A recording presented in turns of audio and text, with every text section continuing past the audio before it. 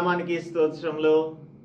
ఉదయకాలమందు ప్రభు సన్నిధిలో మనం ఈ విధంగా ఒక ప్లాట్ఫామ్ మీద కలుసుకొని దేవుని యొక్క మాటలను ధ్యానించే భాగ్యము దేవుడు మనకు అనుగ్రహిస్తున్నారు. అందును బట్టి దేవునికి కృతజ్ఞతాస్తుతులు చెల్లిస్తున్నాం.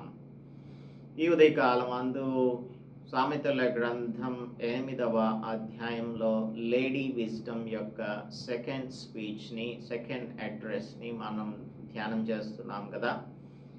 నిన్నటి దినమందు 4 వచనాలు ధ్యానం చేశాము.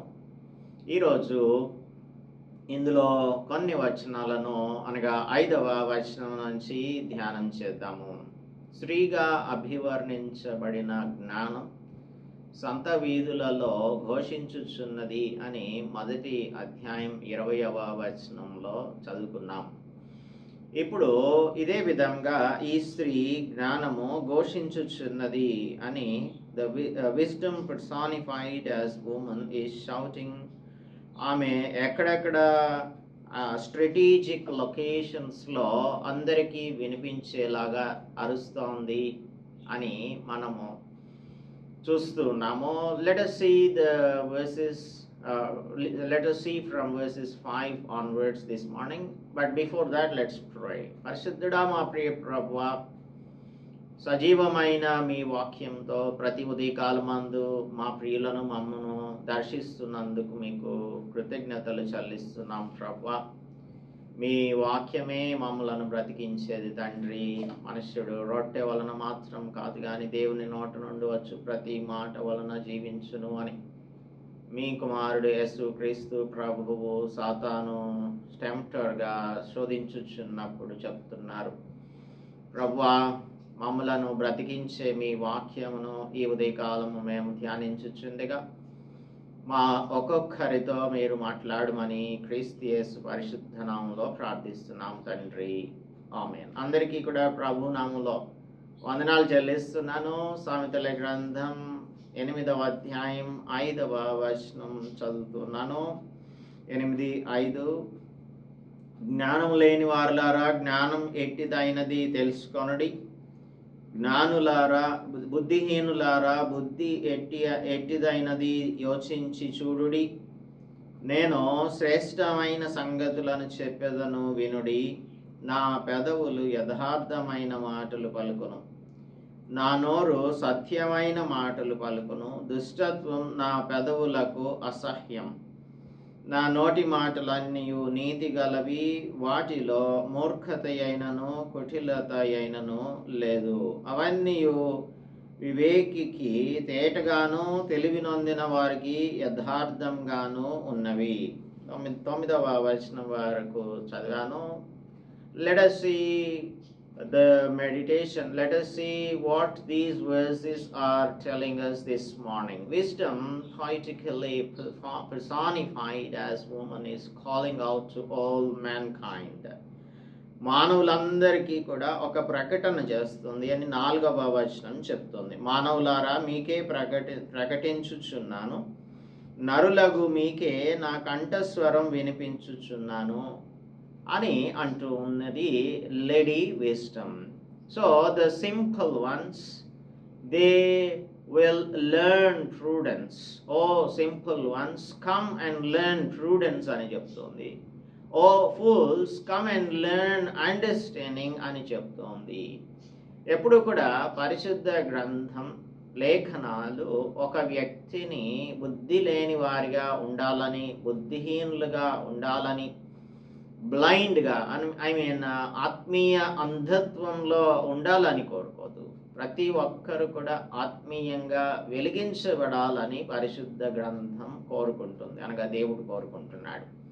రోమీయులకు రాస్తున్నప్పుడు మనం నిన్నటి దినమందు కొంచెం చదివాము. అఫ్ కోర్స్ చాప్టర్ 1లో నుంచి 19th verse చూద్దాం. 19th verse. For what can be known about God is plain to them, because God has shown it to them అని నిన్నటి దినమందు ఈ మాట చదువుకున్నాం కదా. ఎందుకనగా దేవుని గురించి తెలియశక్యమైనదేదో అది వారి మధ్య విశుద్ధమై ఉన్నది. దేవుడు ప్రతిదీ కూడా ఈ లోకంలో విశదీకరించి చెప్తూ ఉన్నాడు. ఏది చూసినా కూడా మనకు బోధ చేస్తూనే ఉంది, పగటికి పగలు బోధ చేస్తుంది అని కీర్తనకారుడు చెప్పిన మాటను నిన్న 19వ కీర్తనలో చదువుకున్నాము. సో అది మనకు విశదమై ఉన్నది. దేవుడు అది వారికి విశదపరచను. దేవుడే మనకు అన్నింటినీ కూడా తెలియపరుస్తున్నాడు. ఇక్కడ కూడా మనకు దేవుని యొక్క జ్ఞానమును గురించి తెలియజేయబడుతుంది. జ్ఞానం లేని వారు ఎవరంటే ఆడమిక్ జనరేషన్ అని చెప్పాలి. అంటే ఆదాము స్వభావం కలిగినటువంటి వారందరూ కూడా జ్ఞానం లేనటువంటి వారు. కాబట్టి జ్ఞానం లేనటువంటి వారు జ్ఞానం ఎట్టిదో తెలుసుకోవాలి. బుద్ధి లేని వారు బుద్ధి ఎట్టిదైనదో యోచించి, అంటే ఆలోచన చేసి చూడాలి. ఆలోచన లేకుండా మనం చూడకుండా ఏది కూడా నిర్ణయం తీసుకోవడానికి వీలు లేదు. ఇప్పుడు ఒక వ్యక్తి దేవుని యొద్దకు రావడం అంటే దాని అర్థం ఏంటంటే he will understand his condition, తన యొక్క స్థితి ఏంటి అనేది అర్థం చేసుకుంటారు. ఎలా అర్థం చేసుకుంటారు? పరిశుద్ధాత్మని కార్యమును బట్టి అర్థం చేసుకుంటారు. అలాగా దేవుడు మనలను పరిశుద్ధాత్మని చేత దర్శించినప్పుడు యోచన చేసి మనము బుద్ధి తెలుసుకుంటాం, జ్ఞానం నేర్చుకుంటాం. బుద్ధిని తెలుసుకుంటాము, జ్ఞానమును నేర్చుకుంటాము. యేసుక్రీస్తు ప్రభువు సిన్నర్స్ అందరినీ కూడా మీరు పశ్చాత్తాపడి మీ గత జీవితాన్ని విడిచిపెట్టండి అని ఆయన ప్రకటించాడు. ఫర్ ఎగ్జాంపుల్, ఒక పాపంలో పట్టబడిన స్త్రీని యేసుక్రీస్తు ప్రభు దగ్గరకు తీసుకొని వచ్చారు. యోహాను సువార్త 8వ అధ్యాయంలో, gospel according to saint John chapter 8, 8వ అధ్యాయంలో ఈ స్త్రీని తీసుకొని వచ్చినప్పుడు వారందరూ కూడా ఈమెను రాళ్లతో కొట్టాలని అనుకుంటున్నారు. కానీ యేసు ప్రభు అడుగుతున్నారు. అందరు పారిపోయారు, వెళ్ళిపోయారు. యేసు తల ఎత్తి చూచి 10వ వచనం, అమ్మా వారు ఎక్కడున్నారు? ఎవరునూ నీకు శిక్ష విధింపలేదా అని అడిగినప్పుడు ఆమె లేదు ప్రభువా అని చెప్పింది. అయితే యేసు ప్రభు ఏమంటున్నారు 11వ వచనంలో, అందుకు యేసు, నేనునో నీకు శిక్ష విధింపను, నీవు వెళ్ళి ఇక పాపం చెయ్యకుము అని ఆమెతో చెప్పాను. ఇక పాపం చెయ్యకుము అని యేసు ప్రభు ఆమెకు చెప్పారు. అంటే నీ గత జీవితాన్ని విడిచిపెట్టేసి నీవు నూతనంగా బ్రతుకుమని చెప్పారు. దేవుడు క్షమించిన తర్వాత మనం నూతన జీవాన్ని పొందుతాము. So we are made a new creation in the Lord, in Lord Jesus Christ. So when we are made new creation in Christ Jesus, we have to live a new life. నూతన జీవితాన్ని మనం జీవించాలి. నిన్నటి దినమందు జకీయస్ విషయంలో కూడా మనం అదే మాట్లాడుకున్నాము. యేసు ప్రభువు ఎప్పుడైతే జక్కయ్య ఇంటికి వెళ్ళారో వెంటనే అక్కడ రెస్టిట్యూషన్ని పాటిస్తూ ఉన్నాడు. లూకా సువార్త 19వ అధ్యాయంలో మనం ఈ విషయాన్ని చూస్తాము. అయితే ఈయన చేస్తున్నది ఏంటంటే వెంటనే చూడండి 19వ వచనం 19:8 అధ్యాయం 19వ అధ్యాయం 8వ వచనం, జక్కయ్య నిలువబడి, ఇదిగో ప్రభువా, నా ఆస్తిలో సగం బీదలకు ఇచ్చుచున్నాను. నేనెవని యొద్దనైనను అన్యాయంగా దేనినైనను తీసుకొనిన ఎడల అతనికి 4 అంతలు మరలా చెల్లింతును అని ప్రభువుతో చెప్పాడు. ఇప్పుడు ట్వైస్ ద స్టోలెన్ ప్రాపర్టీ ఇచ్చేస్తున్నాడు. Twice the stolen property Exodus 22లోను లెవిటికస్ 6లోను రాయబడి ఉన్నటువంటి ఈ రెస్టిట్యూషనరీ రూల్స్ ఉన్నాయి కదా, దానిని పాటిస్తున్నాడు. అంటే he knows his condition now. తన యొక్క పరిస్థితి తనకు తెలుసు, తాను అన్యాయంగా సంపాదించానని. తర్వాత అతని దగ్గర ఉన్న ఆస్తి అంతట్లో కూడా సగం ఇచ్చేస్తున్నాడు. ఎవరి దగ్గరైనా అన్యాయంగా తీసుకుంటే దానికి 4 అంతలు చెల్లించేస్తున్నాడు. అంటే రూపాయి తీసుకుంటే 4 రూపాయలు ఇచ్చేస్తున్నాడు.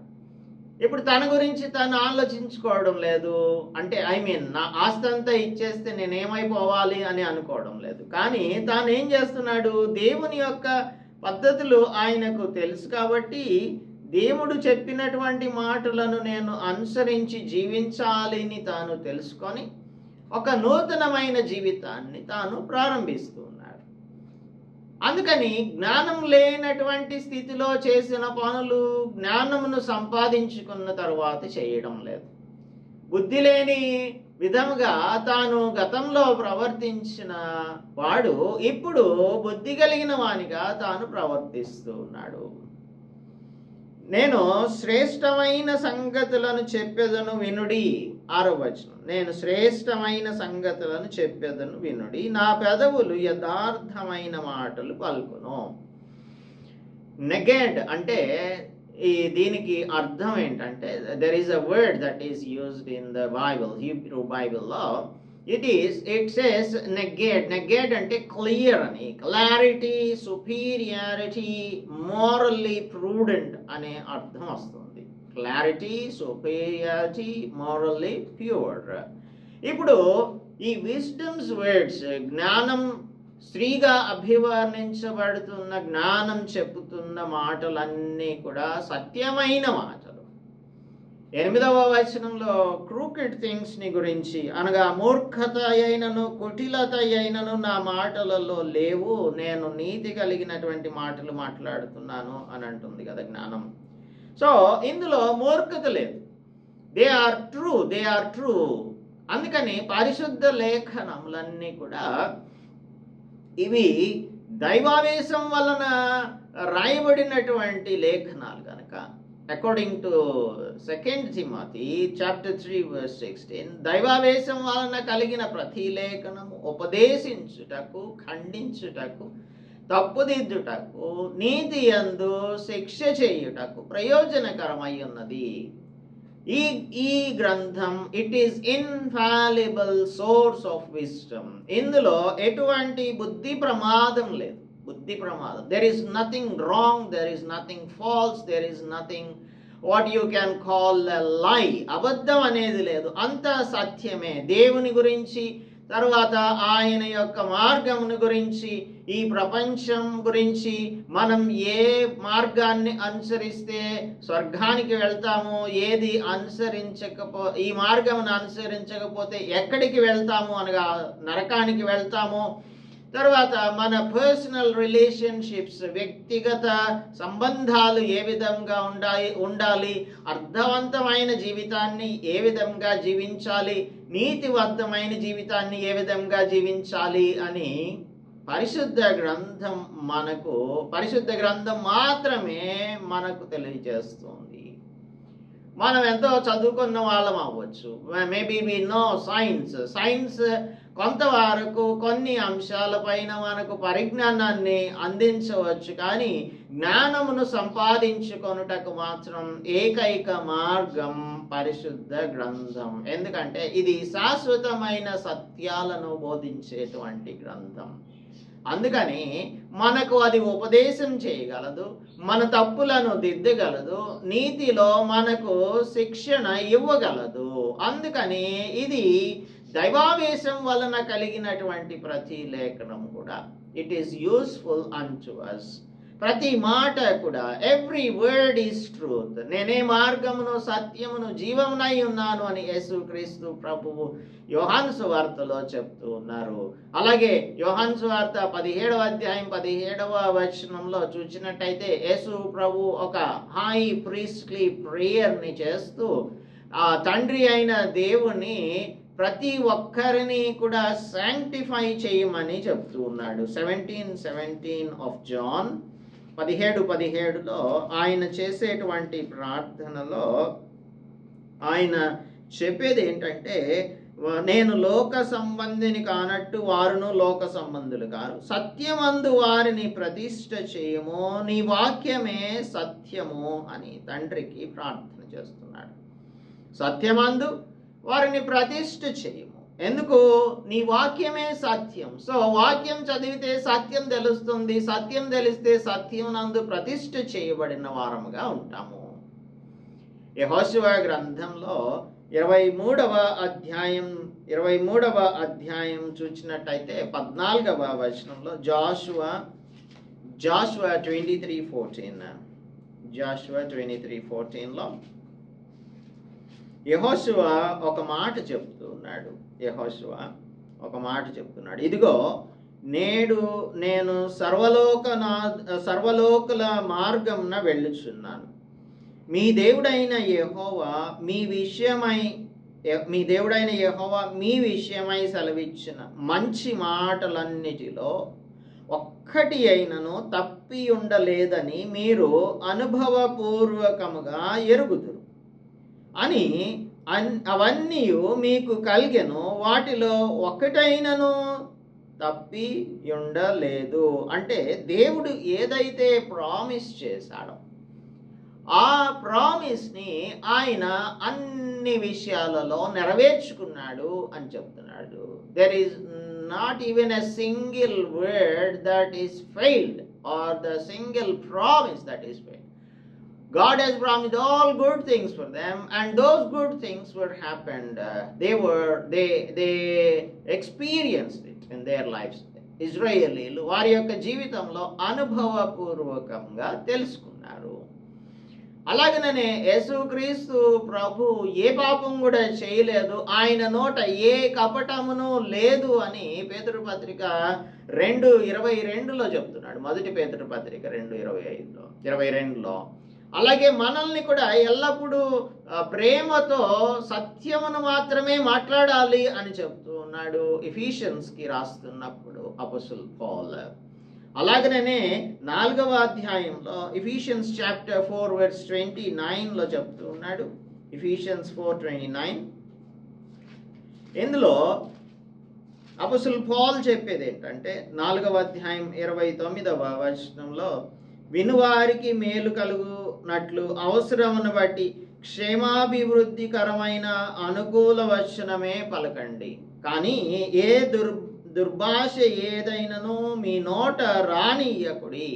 దుర్భాష లేదంటే కపటం, అబద్ధం, కరప్టింగ్ టాక్ మనలో ఏమాత్రం రానివ్వకూడదు అని చెప్తూ ఉన్నాడు. కొలసీలకు రాస్తూ కూడా 3వ అధ్యాయంలో ఇదే విషయాన్ని 8-9 వచనాలలో 3వ అధ్యాయం 8-9 వచనాలలో ఒకరితో ఒకడు అబద్ధమాడకుడి, ఎలయనగా ప్రాచీన స్వభావమును దాని క్రియలతో కూడా మీరు పరిత్యజించి జ్ఞానం కలుగు నిమిత్తం దానిని సృష్టించిన వాని పోలిక చొప్పున నూతన పరచబడుచున్న నవీన స్వభావం మీరు ధరించుకున్నారు. కాబట్టి మనం అబద్ధాలు చెప్పడానికి కాదు. అబద్ధం అనేది ఈ పరిశుద్ధ గ్రంథంలో కానీ యేసుక్రీస్తు ప్రభువులో కానీ తండ్రిలో కానీ లేనే లేదు. కాబట్టి అబద్ధం అనేది ఎక్కడ కూడా మనకు కనిపించదు.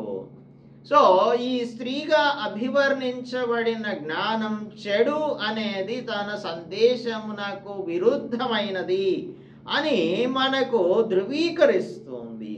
అందుకే అంటుంది నేను శ్రేష్టమైన సంగతులను చెప్తాను, వినండి.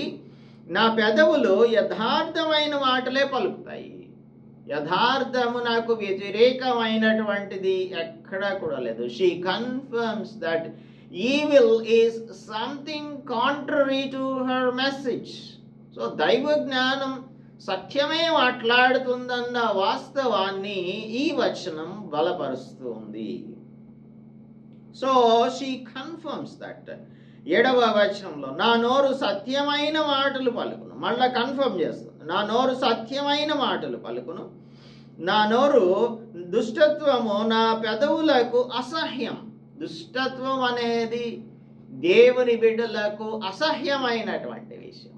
There will not be any evil in the man of God or in the children of God.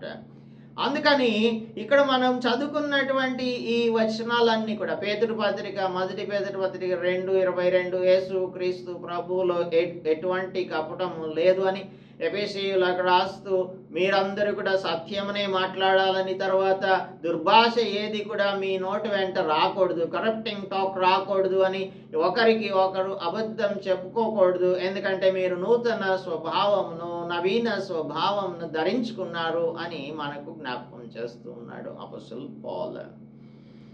దుష్టత్వం మన పెదవులకు అసహ్యం, నా నోటి మాటలన్నీ నీతి గలవి, వాటిలో మూర్ఖత అయినను కుటిలత అయినను లేనేలేదు. There is nothing twisted or crooked in my words. There is nothing twisted. Manipulation ఎక్కడ కూడా లేనేలేదు. ఈ మాట ఉంది కదా, ట్విస్టెడ్ అనేది దానికి అర్థం ఏంటంటే అబద్ధం ఆడడం, తర్వాత మోసపుచ్చడం, తర్వాత ఫ్రాడ్ చేయడం, ఇతరులను ఏమంటాం దానిని, వారు నమ్మిన వారిని మోసం చేయడం.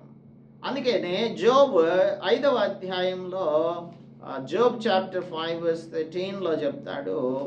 అక్కడ 2 మాటలు ఉపయోగించబడి ఉంటాయి. ఒకటి ఏంటంటే కృత్రిమము అని, రెండవది కపటము. జ్ఞానులను వారి కృత్రిమములలోనే ఆయన పట్టుకొనును, కపటుల ఆలోచనను తలక్రిందు చెయ్యను అని. జ్ఞానులను వారి కృత్రిమంలోనే, అంటే